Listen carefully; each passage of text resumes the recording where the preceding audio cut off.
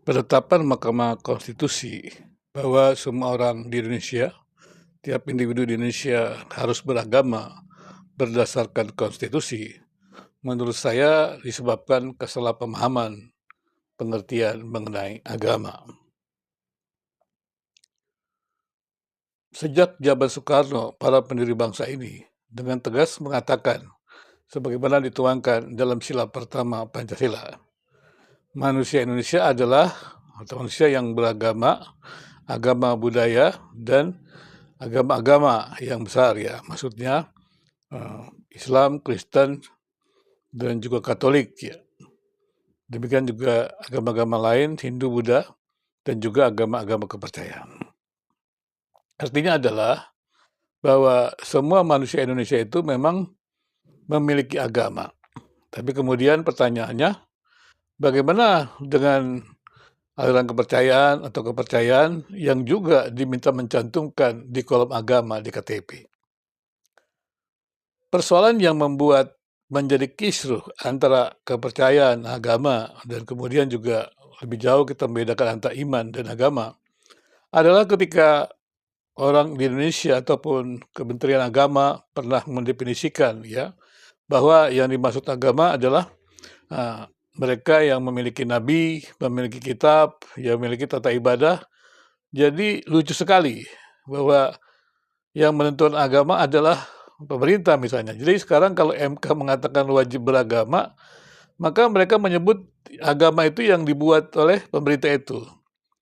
Dan memang sebenarnya agama itu adalah buatan manusia. Maka agama buatan manusia, untuk apa pemerintah Indonesia memaksa supaya warga Indonesia memilih agama yang ada? Itu kan buatan manusia.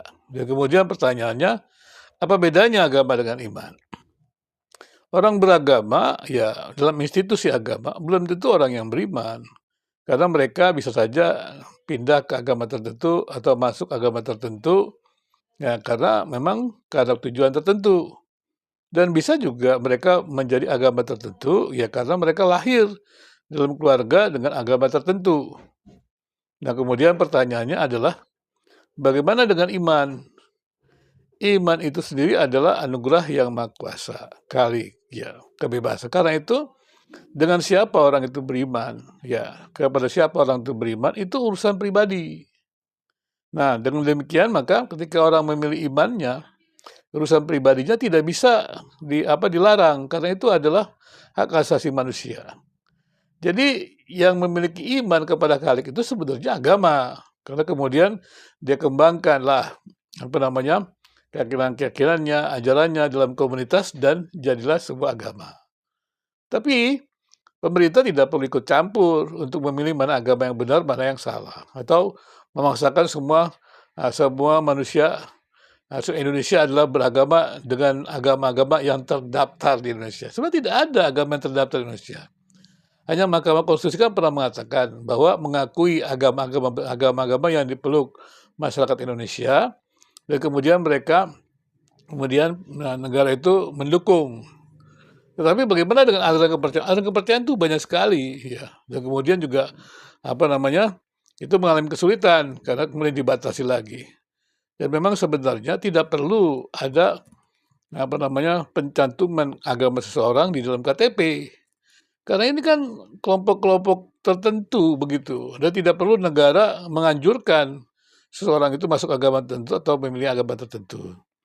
Jadi sekali lagi, bahwa menurut saya Mahkamah Konstitusi tidak perlu sampai memaksakan orang memilih agama tertentu.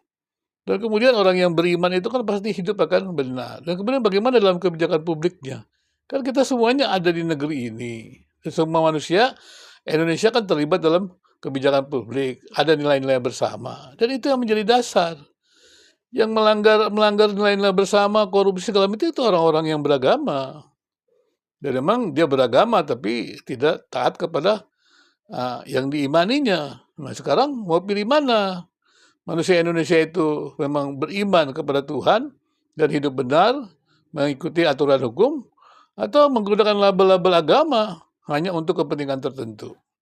Jadi sekali lagi, Mahkamah Konstitusi mesti perlu belajar baik-baik dan juga memahami tentang agama. Tanyalah banyak orang dari berbagai agama dan risetlah, karena tentu saja Mahkamah Konstitusi ketika membuat kebijakan kan harus mempertimbangkan para pemikir, tokoh-tokoh agama segala macam gitu ya.